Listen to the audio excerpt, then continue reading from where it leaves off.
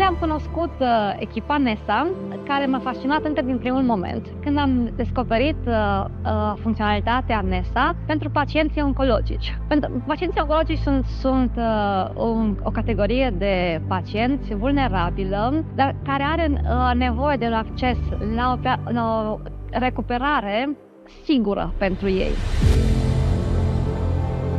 Bună ziua, numele meu este Luca Munteanu, sunt medic specialist de medicină fizică și de recuperare medicală. Lucrez în Oradea, în partea de vest a României.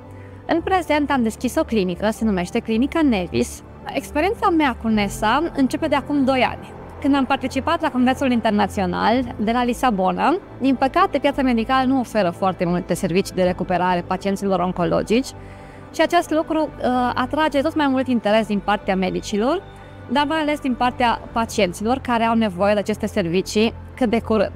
În Clinica Nevis îmi doresc să aduc astfel de servicii medicale, adică recuperarea pacienților oncologici, creșterea calității vieții lor. De asemenea, îmi doresc să abordăm problemele care apar la femei postpartum, recuperarea acestor femei, în tot ceea ce înseamnă incontinențe urinare, diastază și alte probleme care sunt apărute în urma sarcinii sau în urma nașterii. De asemenea, NESA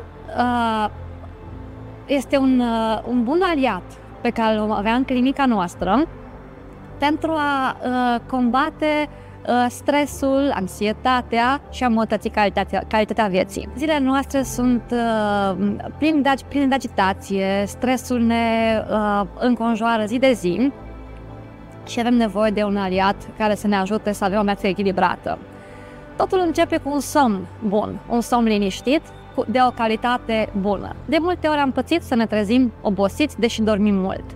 Împreună cu echipa NESA vrem să oferim o recuperare și în acest segment, în zona de anxietate și tulburări ale somnului. Împreună vrem să oferim servicii de recuperare care să ne îmbunătățească calitatea vieții, pentru că acesta este firesc. La nicio vârstă, durerea sau disconfortul nu este firesc.